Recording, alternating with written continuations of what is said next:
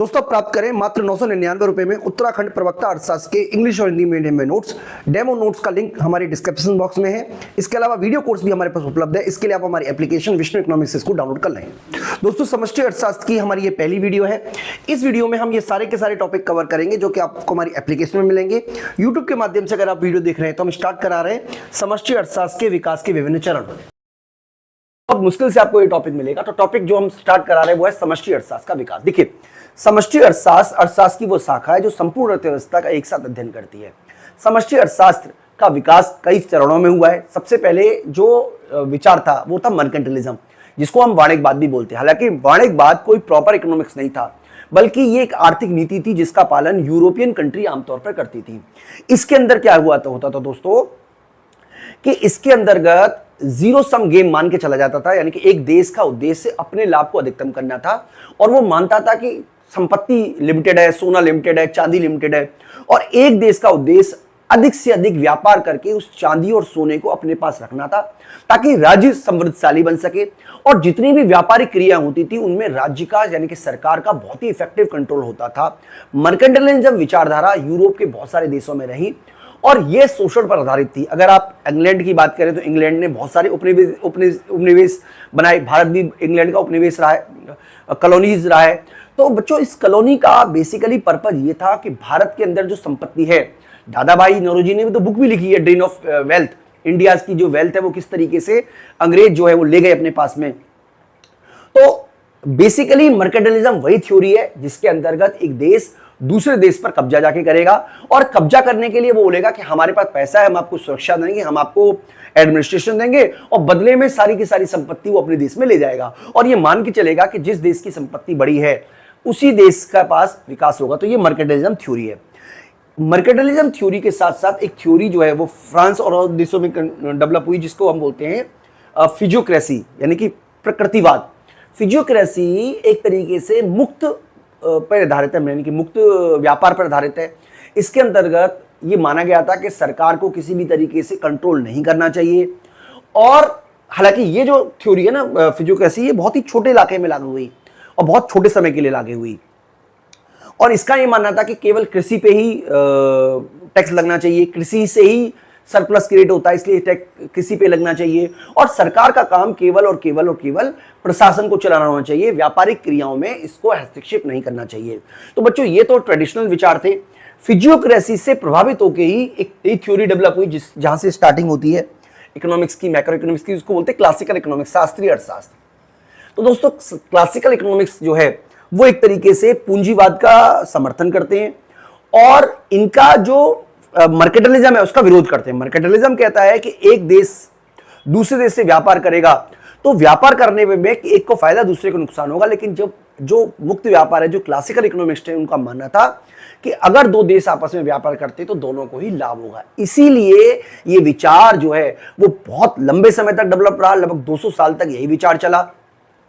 इस विचार को Adam Smith, Thomas Malthus, David Ricardo, J B Say, ये सब इनके प्रमुख अर्थशास्त्री हैं और इनका एक बेसिक जो फंडा है वो जेबीसे का नियम है, जिसमें उन्होंने कहा था कि आपूर्ति अपनी मांग स्वयं अर्जित कर लेगी, जिसकी वजह से अर्थव्यवस्था में कभी बेरोजगारी की समस्या आएगी ही नहीं, कभी मंदी की समस्या आएगी ही नहीं और अर्थव्यवस्था में सरकार अपना हस्तक्षेप ना ही करे, सभी चीजें डिमांड एंड सप्लाई पर छोड़ दे, अर्थव्यवस्था अपने आप में कुशलता को पहुंच जाएगी। बेसिकली ये इन विचार का मानना था। इसके बाद एक नई विचारधारा डेवलप हुई तो दोस्तों, शास्त्रीय अर्थशास्त्र के बाद और कीनजियन अर्थशास्त्र से पहले एक नई विचारधारा और डेवलप हुई जिसको हम न्यू क्लासिकल या नव प्रतिष्ठित अर्थशास्त्रियों के नाम से जानते हैं। बेसिकली वो मार्जिनलिस्ट थे, यानी कि उनका टारगेट था सीमांत उपयोगिता को अधिकतम करना, जिसकी वजह से जो ये विचार डेवलप हुआ वो व्यष्टि अर्थशास्त्र में चला जाता है और जिसके प्रमुख संस्थापक जो हैं वो मार्शल हैं। तो मार्शल ने एक तरीके से आप कह सकते हो कि न्यू क्लासिकल अप्रोच जो अर्थशास्त्र की है वो मार्जिनलिस्ट अप्रोच है, जिसमें व्यक्ति के कल्याण को, व्यक्ति के लाभ को, व्यक्ति के उपभोग को अधिकतम करने की बात की गई है। तो चलिए मैं आगे आपसे कंटिन्यू करता हूं। इन दोनों के बीच में आई थी नव प्रतिष्ठित न्यू क्लासिकल। कीनजियन अर्थशास्त्र 1929 की महामंदी के बाद डेवलप हुआ। 1919 की महामंदी में जो ये विचार था कि भाई सरकार को बाजार प्रक्रिया में हस्तक्षेप नहीं करना चाहिए, ये पूरी तरीके से फेल हो गया और जब ये पूरी तरीके से फेल हो गया, यानी कि अर्थव्यवस्था में व्यापक स्तर पर महामंदी देखी गई, व्यापक स्तर पर बेरोजगारी देखी गई और से का ये जो विचार था कि पूर्ति अपनी मांग स्वयं अर्जित कर लेती है, एक तरीके से फेल हो गई, जिसकी वजह से एक नए विचार की आवश्यकता हुई और केन्ज ने अपनी पुस्तक लिखी थी जिसका नाम था the general theory of employment, interest and money. इसमें उन्होंने कहा कि अर्थव्यवस्था में मंदी का जो कारण है वो है एग्रीगेट डिमांड, यानी कि सामूहिक मांग का कम होना। सरकार सार्वजनिक व्यय में वृद्धि के माध्यम से सामूहिक मांग के स्तर को बढ़ाकर पूर्ण रोजगार के स्तर को प्राप्त कर सकती है। और ये विचारधारा जो है वो बताती है कि बेरोजगारी जो है वो सरकारी हस्तक्षेप के द्वारा मांग को बढ़ाकर आसानी से पूरी की जा सकती है। केन्ज के विचार ने एक क्रांतिकारी विचार था और केन्ज के विचारों के जो फॉलोअर हैं उनको बोलते केन्जवाद, केन्जियन इकोनॉमिस्ट। केन्ज तो केन्ज है, केन्ज के बाद जो नई विचारधारा आई वो है केन्जियन इकोनॉमिस्ट की। और ये विकास, ये स्वर्ण युग है क्योंकि इस युग में 1940 से लेकर 1970 के बीच का ये दौर रहा। इस बीच में सरकारों द्वारा व्यापक स्तर पर आर्थिक क्रियाओं में हस्तक्षेप किया गया और अर्थव्यवस्था को बहुत तेजी से विकास सभी अर्थव्यवस्थाओं ने किया। यानी कि सरकार आर्थिक स्थिरता को बनाए रखने के लिए ये विचारधारा केन्ज के विचारों का पालन करती है और सरकारी हस्तक्षेप के माध्यम से आर्थिक विकास और पूर्ण रोजगार को प्राप्त करने की बात इसमें करती है और इसमें काफी हद तक सफलता रही। इस नीति के तहत सरकारें सक्रिय रूप से बेरोजगारी, मुद्रास्फीति और बाजार चक्रों के उच्चावचनों को रोक सकती हैं। यानी कि सबसे पहले हमारा आया, जैसा कि मैंने आपको बताया, वाणिज्यवाद, उसके बाद प्रकृतिवाद। प्रकृतिवाद के विचारों को हम बोलते हैं जो मुक्त व्यापार व्यवस्था यानी कि पूंजीवाद। इसके अलावा क्लासिकल परंपरावादी अर्थशास्त्र। परंपरावादी के बाद आए नव परंपरावादी, नव परंपरावादी के बाद आए केन्जियन अर्थशास्त्री। केन्ज के बाद केन्जियन अर्थशास्त्री। और केन्ज के जो ये विचार है ये 1970 के दशक में आके टूटने लगे, जहां पर सबसे पहले जो मिल्टन फ्रीडमैन है उन्होंने बताया कि भाई अगर आप मुद्रा की पूर्ति को बढ़ाते हो तो अर्थव्यवस्था को, रोजगार और आय के स्तर को प्रभावित कर सकते हो, लेकिन ये केवल अल्पकाल में रहेगा, दीर्घकाल में नहीं रहेगा। इसके बाद लुकास आए। लुकास ने कहा कि अगर आप मुद्रा की पूर्ति बढ़ाते हो तो क्योंकि व्यक्ति रैशनल है तो अल्पकाल में भी जीडीपी और रोजगार के स्तर को बढ़ाना पॉसिबल नहीं है। यानी कि इसका मानना था कि सरकार को पूरी तरीके से हस्तक्षेप नहीं करना चाहिए, जिसकी वजह से इसको न्यू क्लासिकल किया गया। न्यू क्लासिकल क्यों कहा गया बच्चों?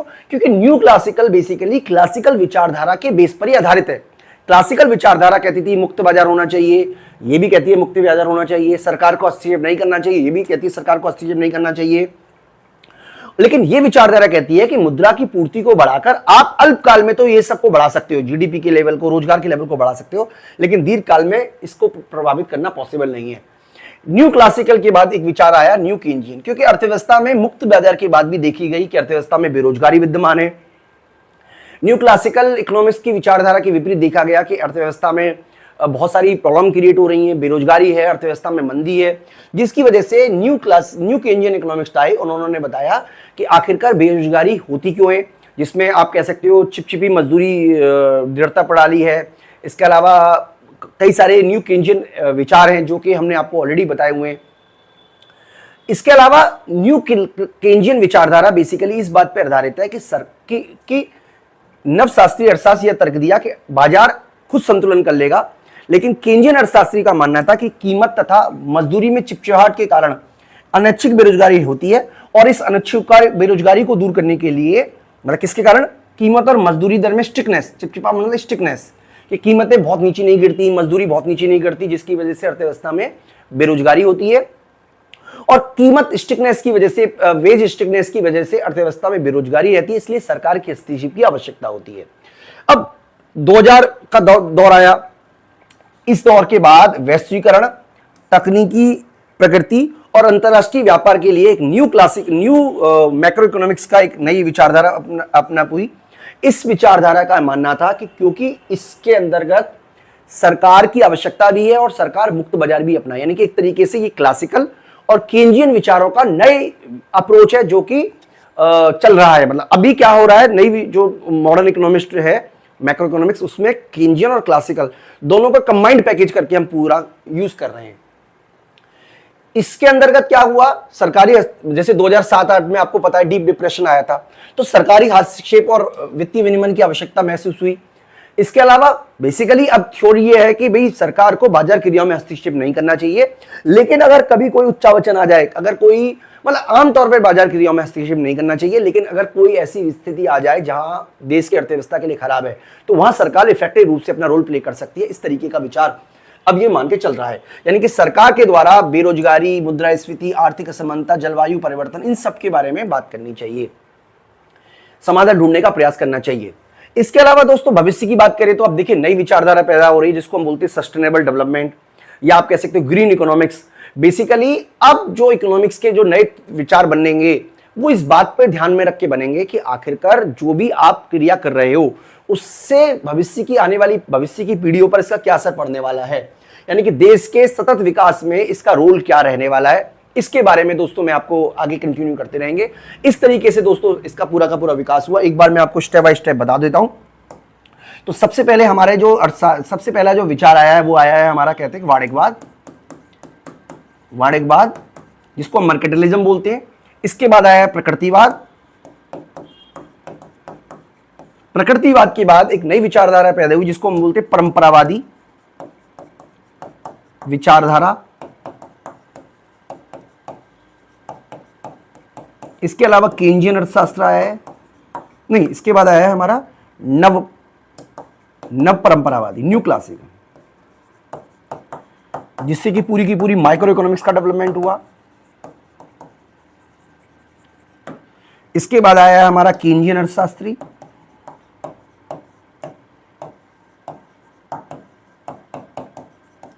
उसके बाद केंजियन विचारक आए, यानी कि जो केंज के विचार है फॉलोअर रहे। इसके बाद आया है हमारा, कह सकते हो नवीन परंपरावादी अर्थशास्त्र। नव परंपरावादी अर्थशास्त्र के बाद आया नवीन केंजियन।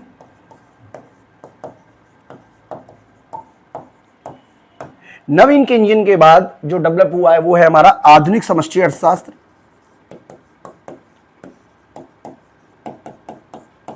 तो दोस्तों इस तरीके से मैक्रो इकोनॉमिक्स का पूरा डेवलप हुआ।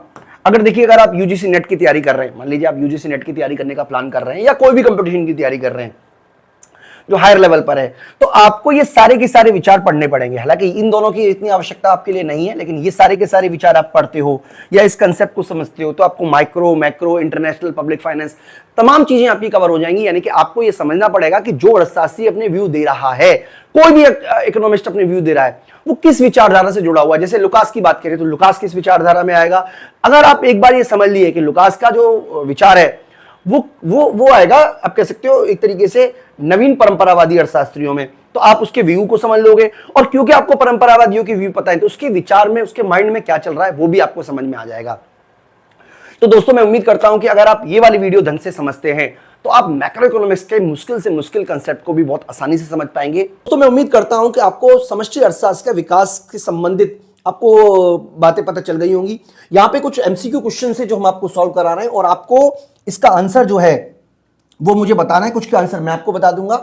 जैसे यहाँ पे लिखा हुआ है कि मर्केंटिलिज्म का मुख्य उद्देश्य क्या था। मर्केंटिलिज्म एक ऐसी व्यवस्था थी जिसका उद्देश्य था संपत्ति और धन का एकत्रीकरण करना, यानी कि वो सोने चांदी को ही सबसे महत्वपूर्ण देते थे। ये हम ऑलरेडी पढ़ चुके हैं।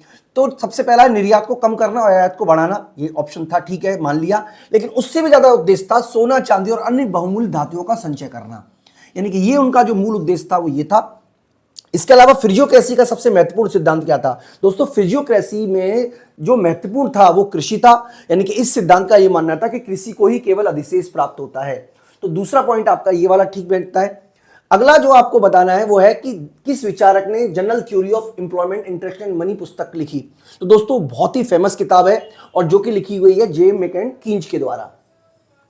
चौथा क्वेश्चन है मौद्रिकवाद का मुख्य विचार क्या है। मौद्रिकवाद का मुख्य विचार है कि मुद्रा आपूर्ति को नियंत्रण से आर्थिक स्थिरता प्राप्त होती है, बाजार स्वतंत्र छोड़ देना चाहिए।